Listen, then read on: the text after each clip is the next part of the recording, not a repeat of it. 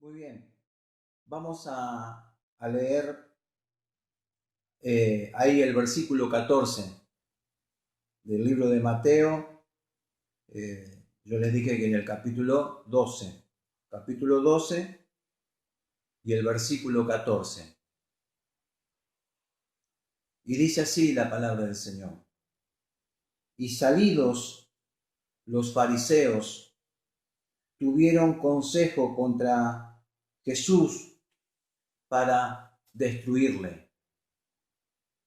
Sabiendo esto, Jesús se apartó de allí y le siguió mucha gente y sanaba a todos y les encargaba rigurosamente que no le descubriesen.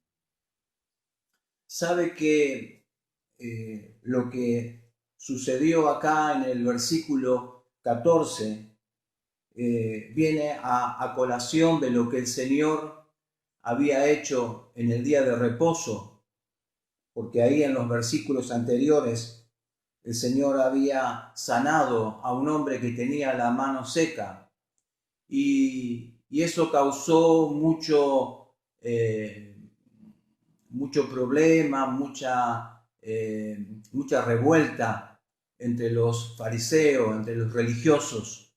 Entonces, por eso dice el versículo 14 que los fariseos tuvieron consejo contra Jesús para destruirle. Y mientras yo medité en estos días acerca de esta palabra, me di cuenta de lo siguiente, que cuando Jesús conoció estas cosas, lo que planeaban los fariseos, porque literalmente cuando dice que lo querían destruir, significa que lo querían matar por haber sanado en el día de reposo. Entonces, conociendo Jesús lo que planeaban los fariseos, el Señor dice que, o lo que acabamos de leer, porque dice, se apartó de allí. Entonces lo que nos está dando a entender que Él no entró en discusión, no los confrontó, prefirió alejarse para seguir realizando la obra.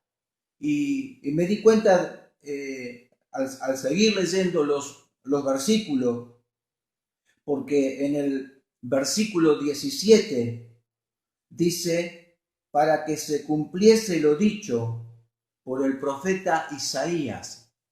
Entonces, yo creo que de este versículo o de esta expresión que está diciendo acá el escritor, que está diciendo Mateo, se va a desenvolver todo lo que Jesús estuvo haciendo.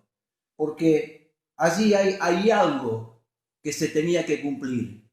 Ahí había una palabra. Entonces, mirándolo a Jesús, pero también poder aplicarlo a nuestra vida, poder aplicarlo a la iglesia. Porque cuando somos parte del cumplimiento de una palabra profética, en ella estamos guardados. Cuando está esa palabra como la que se tenía que cumplir, esa palabra está por encima de cualquier planificación destructiva. Vemos que los fariseos lo querían destruir y seremos librados de la muerte hasta que terminemos la tarea encomendada. Entonces, mire qué glorioso o qué importante es tener una palabra sobre nuestras vidas. Lo que yo llamo a esto son gente de propósito divino. Hay una tarea que tenían que cumplir. Había una palabra que había descendido de Dios, en este caso para Jesús, pero también hay una palabra que nos compete a nosotros. Entonces, somos gente de un propósito divino.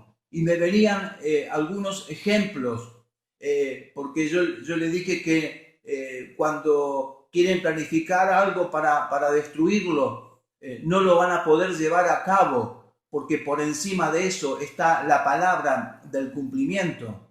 Entonces pensaba acerca de la vida de Moisés y vemos cómo cuando Israel estaba en Egipto y ellos eran esclavos y los egipcios dice que los oprimían, pero ellos se multiplicaban, ellos seguían creciendo. Entonces Faraón determinó que todos aquellos bebés o aquellos niños que nacían, él había dado una orden a las parteras que asistían a las mujeres hebreas, que se fijaran en el sexo, y si ellos veían que era un niño, entonces lo tenían que matar.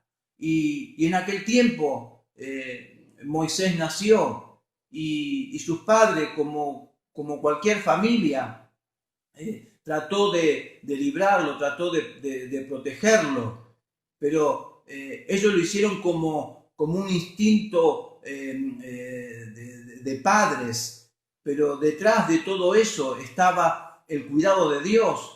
Ellos tal vez no lo sabían, pero Dios ya tenía un propósito con la vida de ese niño. Hasta ese momento parecía que era un niño más, que era un hebreo más entre el pueblo, pero después pudieron descubrir que era el que iba a librar a Israel de la esclavitud y que los iba a llevar hasta la entrada de la tierra prometida. Entonces, ¿cómo Dios pudo guardar la vida de Moisés?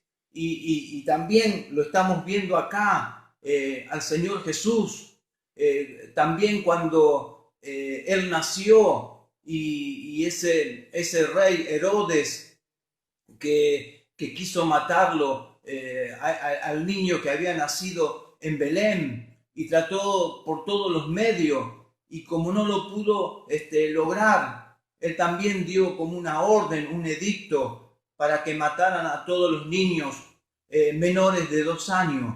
Pero allí también Jesús fue guardado, el Señor fue librado. Y acá también lo podemos ver, los fariseos trataron también de destruirlo, pero no pudieron. Y es porque hay un cumplimiento de una palabra profética. Por eso les dije que cuando estamos en esa palabra, estamos siendo guardados. Lo mismo le sucedieron a los apóstoles, le sucedió al apóstol Pedro, cuando también ese rey Herodes maltrataba a los cristianos, algunos los mataba, a otros los metía en la cárcel, como lo metió a preso, cuando lo metió, a Pedro, pero él es como que quería manejar el asunto, pero el Señor lo sacó de esa cárcel, lo libró, se soltaron las cadenas, se abrieron las puertas de la cárcel. Entonces es porque hay una palabra que se tiene que cumplir. Entonces para mí nos está hablando de que son gente de un propósito divino. Entonces ahí en Mateo, cuando dice en el versículo 15, sabiendo esto Jesús, se apartó de allí, le siguió mucha gente y sanaba todo. Entonces Jesús sabía que ellos, los fariseos, le querían matar, pero Jesús sabía que no era todavía su tiempo. Entonces, como todavía no era su tiempo, Él siguió predicando y Él siguió sanando, porque es una vida con un propósito divino. Y pensando en todo esto, todos nacimos y de alguna manera forjamos nuestro propósito. Y algunos en la vida se habrán destacado más que otros. algunos habrán sido más importantes, pero en cierta manera es que como que uno se va haciendo ese propósito. Entonces, pensando algunos ejemplos, aquellos que a lo mejor inventaron, no sé, la lámpara eléctrica, otros inventaron otras cosas, algunos descubrieron la penicilina y tantas cosas. Entonces, ellos también es como que forjaron su futuro y se destacaron. Entonces aportaron con su inteligencia a la ciencia, aportaron a la medicina, aportaron a la tecnología, y con todo eso ellos pudieron producir bienestar, mejoraron la salud, fueron útiles, fueron solidarios. Entonces uno puede ver que esa gente se destacó y también fueron gente con un propósito para esta vida o para este mundo. Pero ¿sabe algo? Todos nacimos con la misma posibilidad y necesidad de encontrarnos con el propósito eterno. Todos, aún esa gente que uno dice se destacó, mirá lo que logró, mirá lo que alcanzó, todos nacimos con la misma posibilidad. Y no haber descubierto que nacimos para Dios. Yo quiero que usted me entienda lo siguiente, que hemos nacido para Dios y que Él es nuestro destino. Si uno no descubrió eso, no importa si fuiste un gran científico, no importa lo que aportaste en la vida para la sociedad, a lo mejor te destacaste, pero si no encontraste ese propósito eterno de que nacimos para Dios, entonces es como estar errante, es como estar huérfano, es como estar perdido, y es como estar sin salvación. Entonces, hermano, mire, me gusta una palabra que está en el Salmo 65, y yo se lo quiero leer, si usted me puede acompañar. En el Salmo 65, y vamos a leer el versículo 4. Salmo 65 y el versículo 4. Dice: bienaventurado el que tú escogieres y atrajeres a ti, para que habite en tus atrios. Seremos saciados del bien de tu casa y de tu santo templo. Hermano, eso es encontrar el propósito eterno. Entonces, más allá de lo que la gente se pueda destacar en la vida, la persona bienaventurada es la que Dios escoge para habitar en su presencia y para ser saciada. Entonces, eso es lo maravilloso cuando uno descubre el propósito eterno, y ahí entendemos la razón de nuestra existencia. Ahí entendemos para qué nacimos. Solamente nacimos para Él. Entonces eso es encontrar el propósito eterno o el propósito divino en nuestras vidas.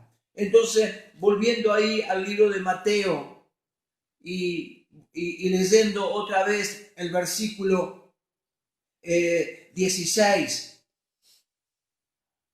porque dice: y les encargaba rigurosamente que no le descubriesen.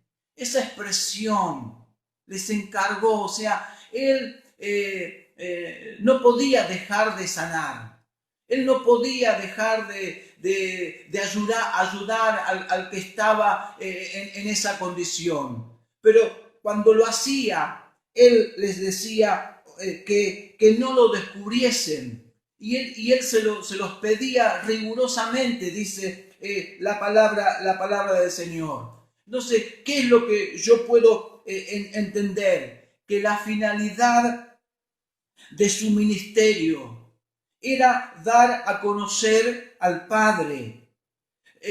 Su ministerio se enfocaba en que podamos conocer la verdad y, por supuesto, consumar su obra en la cruz, y no que la gente se esté aglomerando solamente para ser sanada. Entonces lo que Jesús estaba tratando era de evitar eso.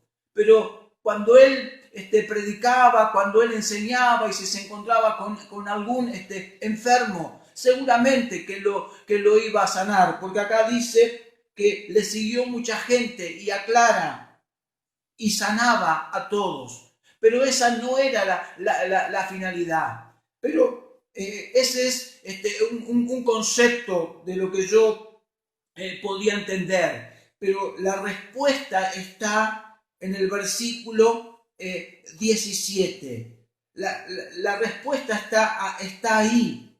Dice, para que se cumpliese. Otra vez, hermano, para que se cumpliese lo dicho por el profeta Isaías.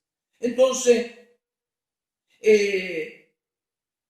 cuando el Señor nos confía una palabra, podemos ser parte de ella o podemos estar fuera. Y Jesús escogió ser parte de esa palabra. Entonces, sobre nuestra vida también hay una palabra. Y ojalá que cada uno pueda entender esto, lo pueda dimensionar y decir, yo voy a hacer y voy a practicar para ser parte de esa palabra profética. Entonces, podemos ser parte de ella o podemos estar afuera. Entonces, Dios le confió esto a Jesús. Por eso, en Mateo dice, para que se cumpliese lo dicho por el profeta.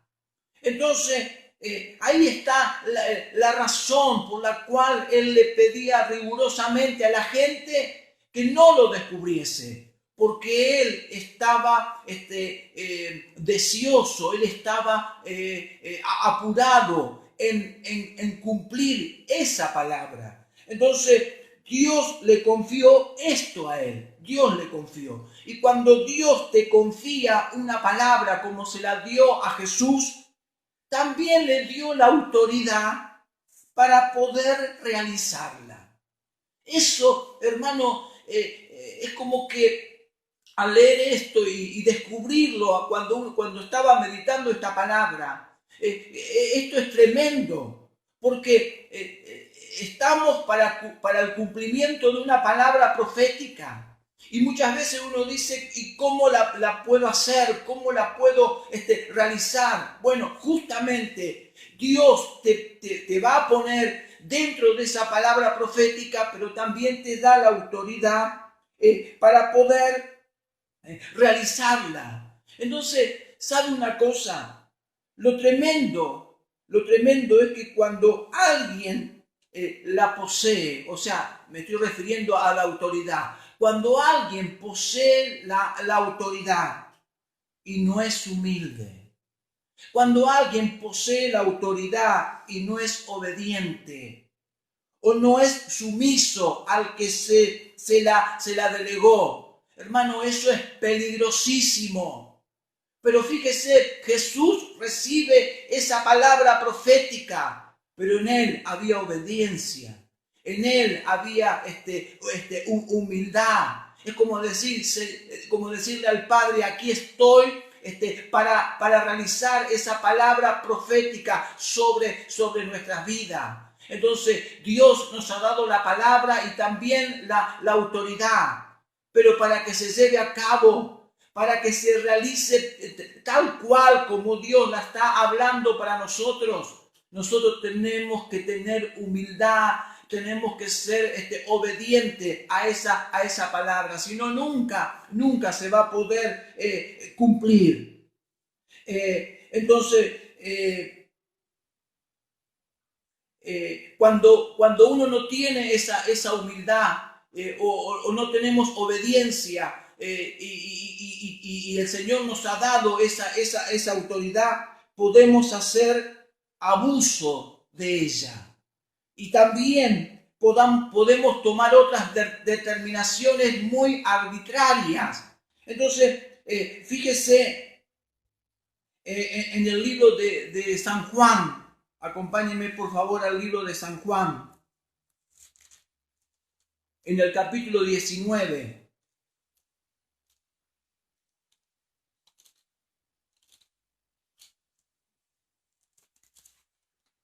Capítulo 19. Y vamos a leer el versículo 10. Mire, entonces le dijo Pilato: ¿a mí no me hablas? ¿No sabes que tengo autoridad para crucificarte y que tengo autoridad para soltarte? Y mire lo que le respondió el Señor en el versículo 11.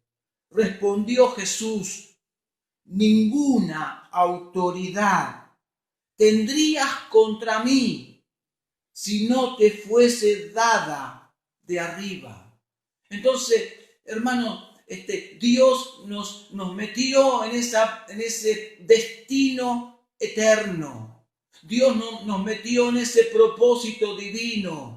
Y no nos metió desarmado. Él nos dio la autoridad. Entonces, ninguno puede decir: no puedo llevar a cabo la palabra profética. Dios te ha dado la autoridad. Lo único que necesitamos es obediencia. Lo único que necesitamos es ser humilde, como fue Jesús, para llevar a cabo esa palabra. Por eso Él les decía, Mateo decía,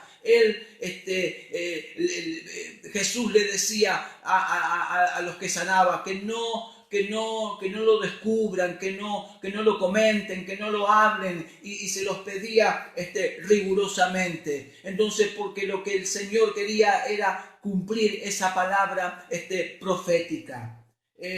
Lo otro, Jesús fue el reflejo fiel del cumplimiento de esa palabra profética. Él es el reflejo fiel, así como lo dijo Isaías, así como lo dijo el profeta, seguramente inspirado por el Señor. El Señor lo hizo así, tal cual. No le quitó, no le agregó, hizo tal cual lo que decía la palabra profética.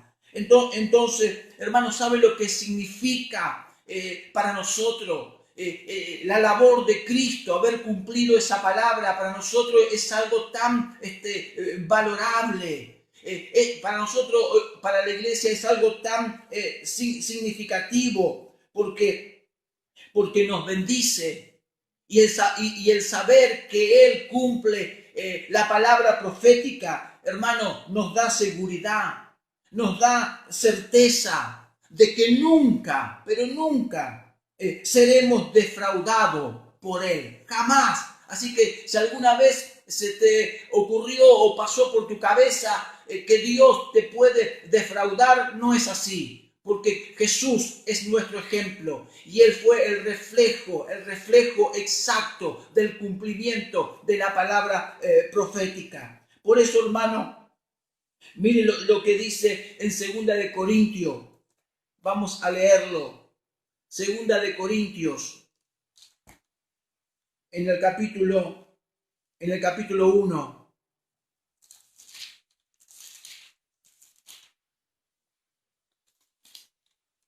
Y el versículo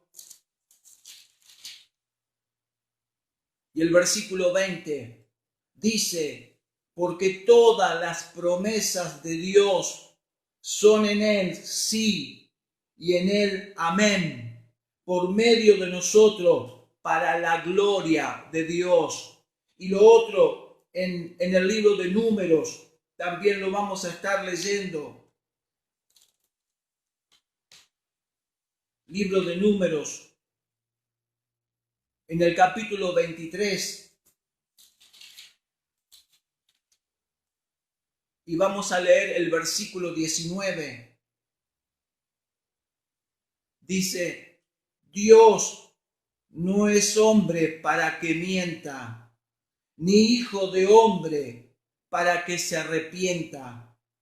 Él dijo y no hará, habló y no lo ejecutará.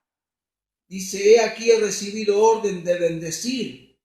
Él dio bendición y no podré revocarla. O sea, lo de Dios es seguro. Lo de Dios es seguro. Entonces, a nosotros nos da tranquilidad en el Dios que hemos creído. Porque Jesús es el ejemplo palpable que nosotros vemos en las Escrituras, cómo Él cumplió la palabra profética.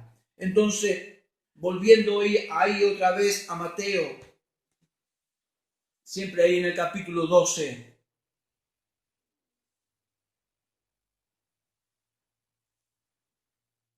¿Sabe, hermanos, cómo Dios habla de Él? Habla de Jesús como su siervo. Habla de Jesús como su amado. Que todo lo que Jesús haría le iba a agradar a su alma. ¿Sabe por qué? Porque Él no iba a retroceder. Porque Él no se iba a quedar a mitad de camino. Porque no iba a renunciar. Y también dice de Jesús que Él era el escogido. ¿Sabe por qué? Porque no había ninguno como Él. No habría otro que lo pudiera llevar a cabo en amor y sacrificio. O sea, Jesús es único. En ese Dios estamos creyendo. Jesús es único. Por eso el Padre, Dios, dijo de Él, mi siervo escogido, mi amado, el que va a agradar mi alma. No hay otro como Él. Él es único. Por eso Él merece toda gloria, Él merece toda alabanza, merece nuestro respeto, merece nuestra honra, porque Él es único para su iglesia. ¿Sabe? Mire, leyendo ahí en Mateo, en el capítulo 12, y vamos a leer el versículo 18 en adelante. Dice, he aquí mi siervo, a quien he escogido, mi amado, en quien se agrada mi alma. Pondré mi espíritu sobre él, y a los gentiles anunciará juicio. No contenderá, preste atención a estas palabras, no contenderá, ni voceará, ni nadie oirá en las calles su voz. La caña cascada no quebrará, y el pábilo que humea no apagará, hasta que saque a victoria el juicio. Ese era el cumplimiento de la palabra profética. Eso era lo que Jesús iba a realizar. Entonces, ¿qué podemos ver de estos versículos? Que dice que no contenderá, que no voceará, que nadie oirá en las calles su voz. ¿Sabe lo que nos está dando a entender? Que nunca se impuso, no forzó, no obligó a nadie. Su ministerio se caracterizó por su bondad.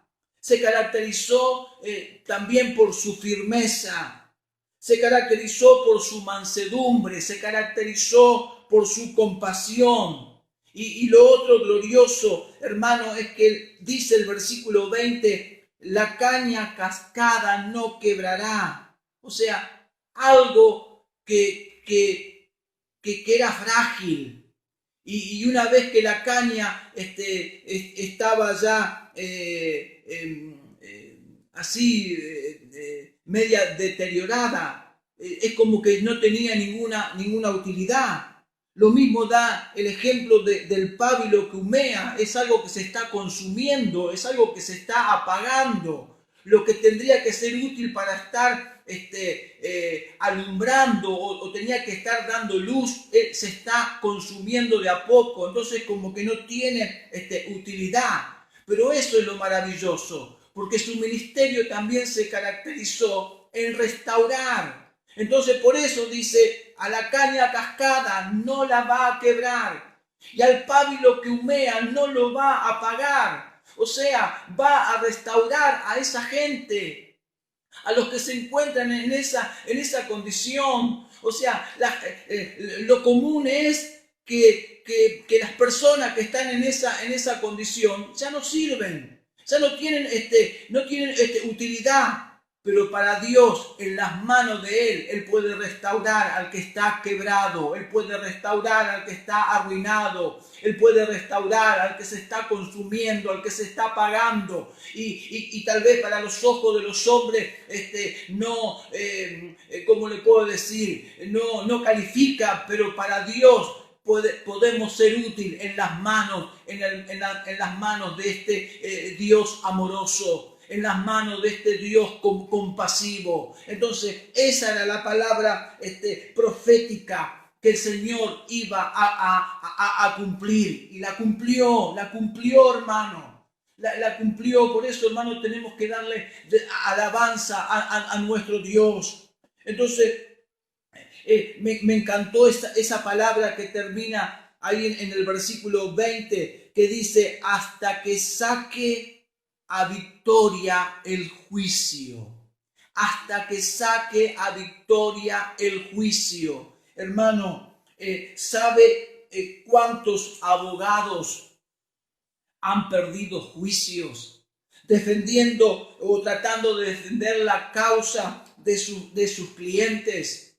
Pero nosotros, siendo culpables, teniendo una sentencia de condenación, Jesús pagó el precio de nuestra salvación y nos defendió con su vida hasta que nos dio la victoria. Hasta que nos dio la victoria. Entonces, sobre nuestra vida, seguro que había un juicio de condenación, pero este Señor, este Jesús, que cumplió esa palabra profética de Isaías, Él lo dio todo hasta que nos sacó a victoria en el juicio. Hasta que nos sacó a victoria en el juicio. Y mire, hermano, para poder agregarle a esta palabra, de poder leer lo que dice Colosenses. Vaya por favor al libro de Colosenses.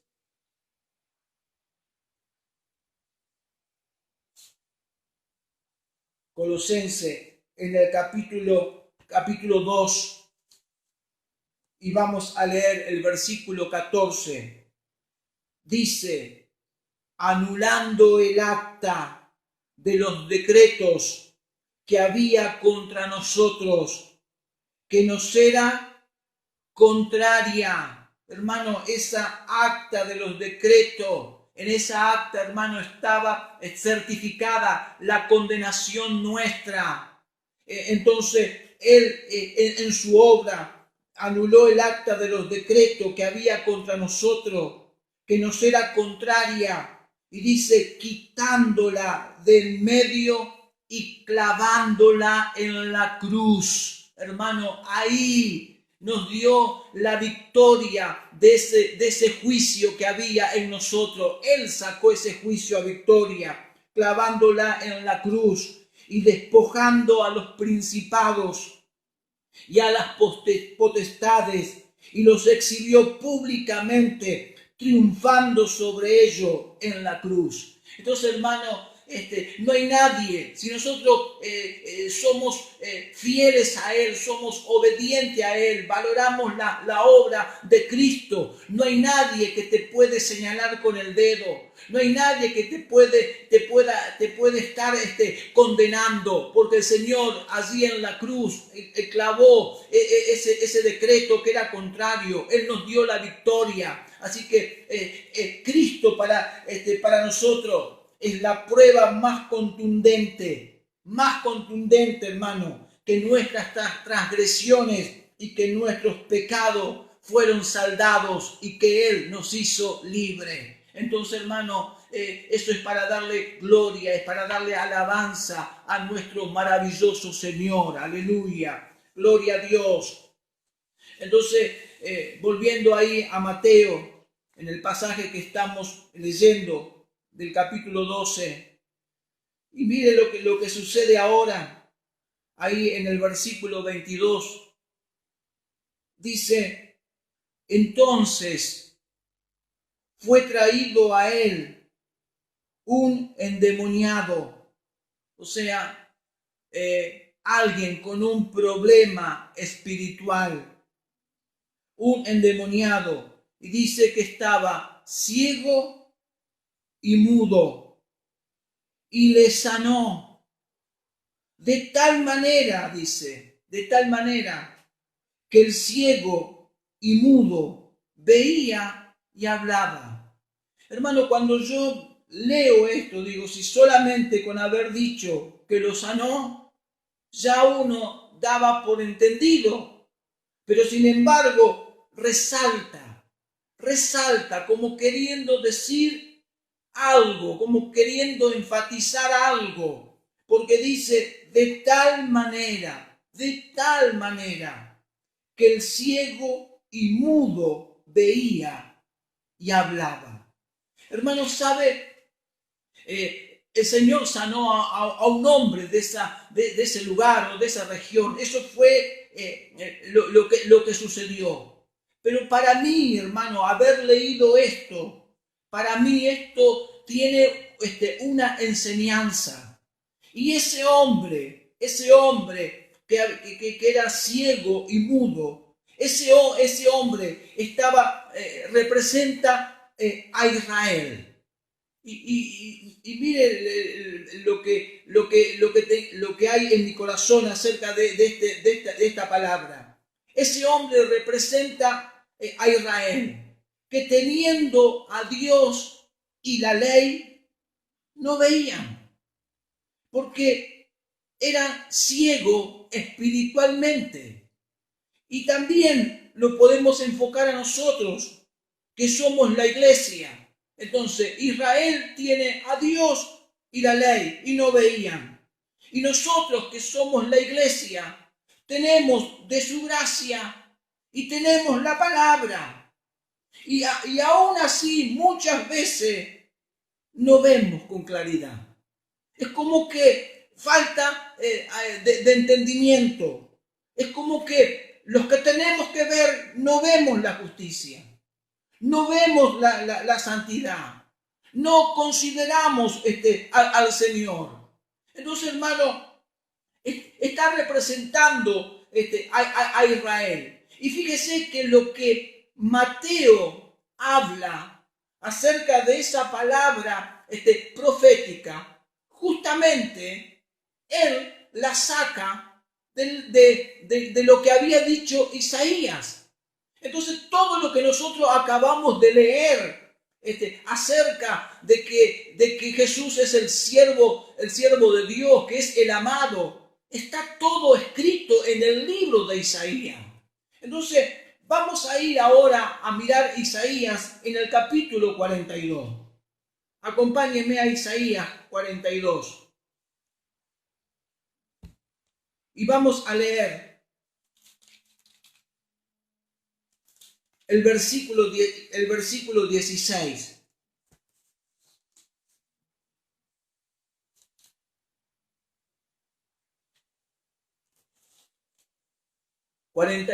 Isaías y el versículo 16.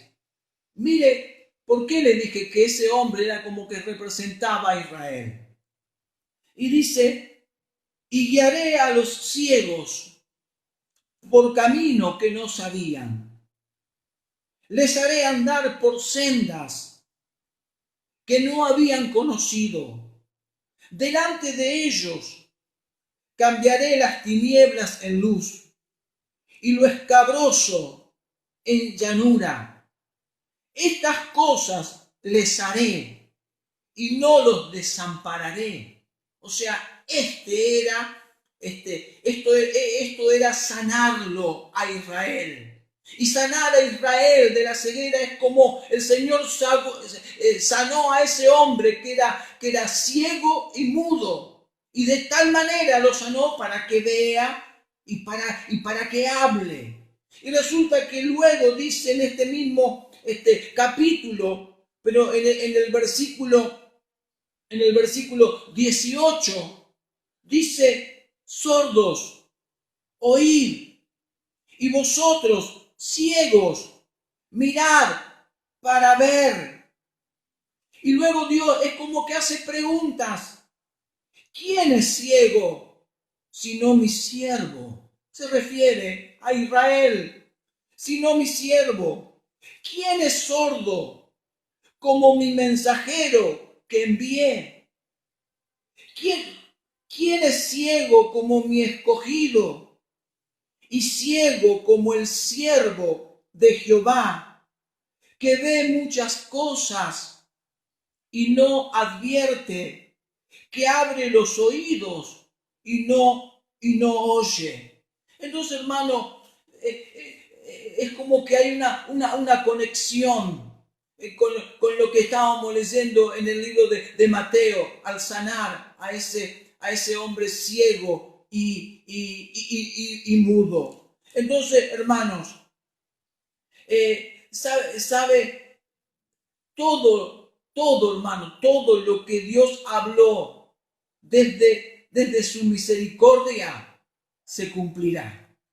Se cumplirá. Todo lo que Dios habló desde su misericordia se cumplirá. Y hermano, lo que Él habló, que tiene que ver con la nueva vida, que tiene que ver con la salvación, que tiene que ver con el nuevo hombre y con toda la herencia que Dios nos está entregando. Todo eso el Señor nos está hablando desde su misericordia. Todo lo que Dios nos promete con la vida eterna, todo lo que Dios nos promete con la bendición acá, mientras estemos acá en esta tierra. Hermano, todo lo que Dios habló desde su misericordia, el Señor lo va a cumplir para saciarnos y para alegrarnos. Y para ejemplificar esto, hermano, me gustaría leer el Salmo 65. Si usted me puede acompañar. El Salmo 65 para mí fue maravilloso poder leer esos versículos en el Salmo 65. Y vamos a leer desde el versículo 8. Mire lo que dice desde el versículo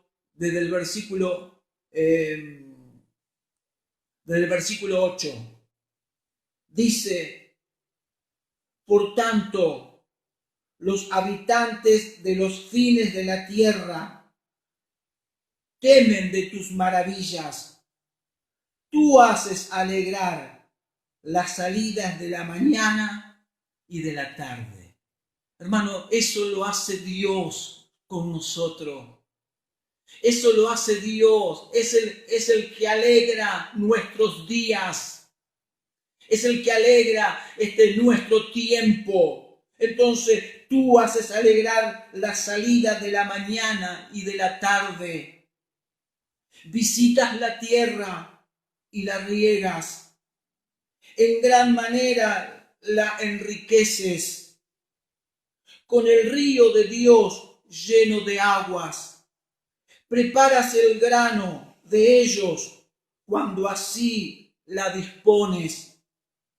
Haces que se empapen sus surcos, haces descender sus canales, la ablandas con lluvias, bendices sus renuevos. Tú coronas el año con tus bienes y tus nubes destilan grosura, destilan sobre los pastizales del desierto y los collados se ciñen de alegría, se visten de manadas los llanos y los valles se cubren de grano, dan voces de júbilo y aún cantan. Hermano, eso es todo el bien, eso es todo el favor que Dios tiene para con nosotros. Tiene que ver, hermano, con la provisión. Eso es tremendo, hermano. Entonces, todo lo que Dios habló desde su misericordia, el Señor lo va a cumplir. Exactamente así como lo ha dicho. Exactamente así como Jesús cumplió la palabra profética. De esa manera Dios va a cumplir todas las cosas. Y también, hermano, y también todo lo que habló desde su juicio. Porque yo le dije, todo lo que Dios habló desde su misericordia, Él lo cumple. Él lo cumple. No falta a una sola palabra. Pero también todo lo que habló desde su juicio acerca de sus enemigos. Y vamos a detenernos un minutito. Enemigos. ¿Quiénes son los enemigos? A lo mejor pensamos en la gente mala, en la gente perversa, en la gente irrespetuosa. Pero ¿quiénes son los enemigos? Son aquellos, todos los que no creen en Él. Los que no quieren adoptar el ejemplo de Jesús. Los que no quieren imitar el modelo de Jesús. Entonces, esos son los enemigos. Entonces, todo lo que Dios habló desde su juicio acerca de sus enemigos y lo que acontecerá en el mundo, hermano, eso también se va a cumplir. ¿Y sabe una cosa? Dios habló también acerca de eso. Y fíjese la diferencia que hay. Cuando Dios habló desde su misericordia, dice acerca del Señor que Él no estaba para contender. Él no era un pendenciero. Y dice que Él no voceará. ¿Sabe lo que significa voceará? Significa que Él no alzaba la voz para gritar. Pero ahora cuando Él habla desde su juicio, hermano, la cosa es diferente. Cambia hasta el tono en que lo dice. Cambia aún también la actitud. Y fíjese, hermano, lo que dice Isaías 42. Vaya, por favor, otra vez a Isaías 42. Y vamos a leer del versículo 13. Hermano, recuerde lo que decía Mateo. No voceará, no se oirá su voz. En mansedumbre Él conquistaba, en mansedumbre la gente le recibía, le creía. Así fuimos conquistados nosotros, porque hermanos, si se quiere conquistar por la fuerza, cualquiera te conquista por la fuerza, pero el Señor nos conquistó en su amor. De esa manera fuimos nosotros conquistados. La iglesia fue amada de esa manera. Pero ahora cambia el tono de voz. Y mire lo que dice en el versículo 13. Jehová saldrá como gigante y como hombre de guerra. despertará celo, pero ahora dice gritará, voceará, se esforzará sobre sus enemigos. Desde el siglo he callado, he guardado silencio y me he detenido, pero dice, daré voces como la que está de parto, asolaré y devoraré juntamente, convertiré en soledad montes y collados, haré secar toda hierba, los ríos tornaré en islas y secaré los estanques. Hermano, es algo fuerte, pero así como Dios cumplió todo lo que habló desde su misericordia para conquistarnos, todo lo que Dios habla desde su juicio para con sus enemigos y para lo que va a venir sobre la tierra, hermano, también va a suceder. También va a suceder, también se va a cumplir. Entonces, ¿sabe?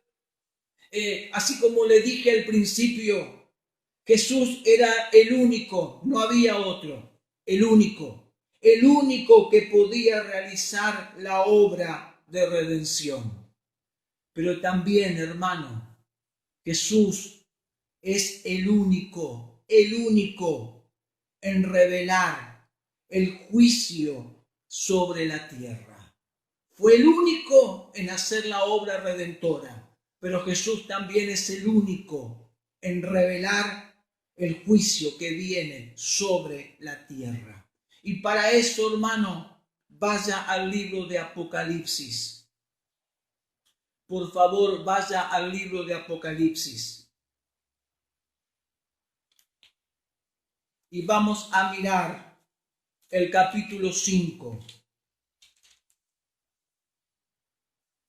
Apocalipsis en el capítulo 5. Y vamos a leer del versículo 1. Mire, dice de esta manera: y vi en la mano derecha del que estaba sentado en el trono un libro escrito por dentro y por fuera, sellado con 7 sellos. Y vi a un ángel fuerte que pregonaba a gran voz: ¿quién es digno de abrir el libro y desatar sus sellos? Y ninguno, ni en el cielo, ni en la tierra, ni debajo de la tierra, podía abrir el libro, ni aún mirarlo. Y Juan dice, el apóstol Juan dice, y lloraba yo mucho, porque no se había hallado a ninguno digno de abrir el libro, ni de leerlo, ni de mirarlo. Y uno de los ancianos me dijo, no llores, he aquí que el león de la tribu de Judá, la raíz de David, ha vencido para abrir el libro y desatar sus 7 sellos. Y miré, y vi que en medio del trono y de los 4 seres vivientes, y en medio de los ancianos, estaba en pie un cordero como inmolado, que tenía 7 cuernos y 7 ojos, los cuales son los 7 espíritus de Dios enviados por toda la tierra. Y vino y tomó el libro de la mano derecha del que estaba sentado en el trono. Y cuando hubo tomado el libro, los 4 seres vivientes y los 24 ancianos se postraron delante del Cordero. Todos tenían arpas y copas de oro llenas de incienso, que son las oraciones de los santos, y cantaban un nuevo cántico, diciendo: digno eres de tomar el libro y de abrir sus sellos, porque tú fuiste inmolado y con tu sangre nos has redimido para Dios de todo linaje y lengua y pueblo y nación, y nos has hecho para nuestro Dios reyes y sacerdotes, y reinaremos sobre la tierra. Hermano, nosotros queremos estar ahí. Nosotros queremos ser parte de esa palabra profética. No queremos ser parte de los que van a sufrir el juicio de Dios. Entonces, hermanos, vivamos nuestros días, arreglemos nuestras vidas, estemos a cuenta con todos, estemos listos como si Cristo viniera hoy a buscar a su iglesia. Cristo, hermano, con todo lo que estamos viendo, son muestra, son indicio que Cristo viene pronto. Cristo viene pronto. Y todo lo que Dios habló en su palabra, hermano, desde Génesis, desde el principio hasta Apocalipsis, hasta el libro de la Revelación, hermano, todo va a tener su fiel cumplimiento. Así que yo, y me imagino que cada uno de ustedes, queremos estar en el Señor. Nosotros queremos ser parte cuando Cristo venga a buscar a su iglesia. Y hermano, termino con esto. Por eso le digo, vivamos nuestros días como si Cristo viniera en este instante. Así tenemos que vivir todos los días. Y termino con las palabras de nuestro presidente. ¿Sabe cuál es? No nos relajemos. No nos relajemos. Entonces, iglesia, no te relajes, no te descuides, no bajes los brazos, no te conformes, no diga todo está bien, no diga quién sabe si acontecerá, sucederá. Cristo viene pronto. Entonces, queridos hermanos, vamos a estar orando y vamos a estar dándole gracias al Señor por esta palabra que estamos recibiendo en esta noche. Padre, yo te ruego en el nombre de Jesús. Señor, oro porque tú, Dios, abriste nuestros ojos para ver. De tal manera abriste nuestros ojos para ver. Abriste nuestra boca, nuestra mudez para poder hablar, para poder predicar, para poder alabarte. Señor, no queremos tener ojos y no ver. Queremos tener los ojos espirituales abiertos.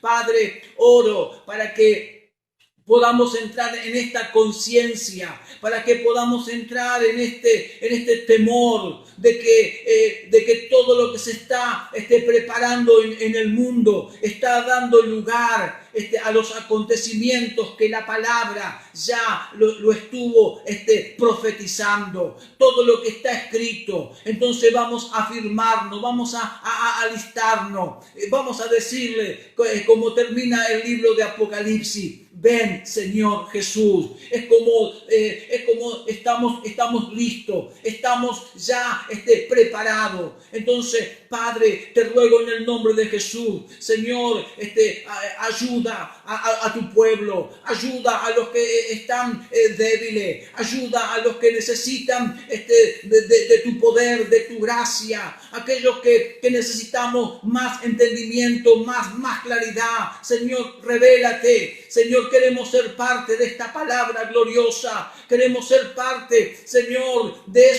esos hombres que habla el Apocalipsis, Señor, que tú nos hiciste reyes y sacerdotes y que reinaremos sobre sobre la tierra. Esa es tu iglesia. Padre, oro también para que aquellos que están lejos, para que aquellos que están indiferentes, Señor, puedan ser tocados por tu presencia, puedan ser tocados por tu espíritu, Señor. Y todavía hay tiempo, porque Dios está hablando desde su misericordia. Hay tiempo para estar a cuenta con Dios. Hay tiempo para volver en amistad con el Señor. Padre, en el nombre de Jesús, aquellos que puedan oír esta palabra, Señor, que sirva para que se vuelvan a ti, que sirvan para que otros, Señor, digan: yo quiero ser salvo, yo quiero pertenecer a Cristo. Padre, los bendecimos en el nombre de Jesús, los bendecimos. Queremos declarar sanidad, queremos declarar salvación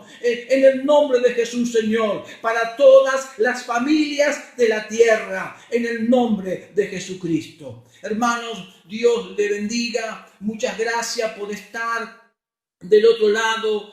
Reciba el saludo de mi esposa. Un fuerte abrazo, y sigamos caminando en fe con este Dios maravilloso. Él nos sacó a victoria. Muchas bendiciones, que tengan una semana gloriosa en el Señor. Dios los prospere en todo. Un abrazo.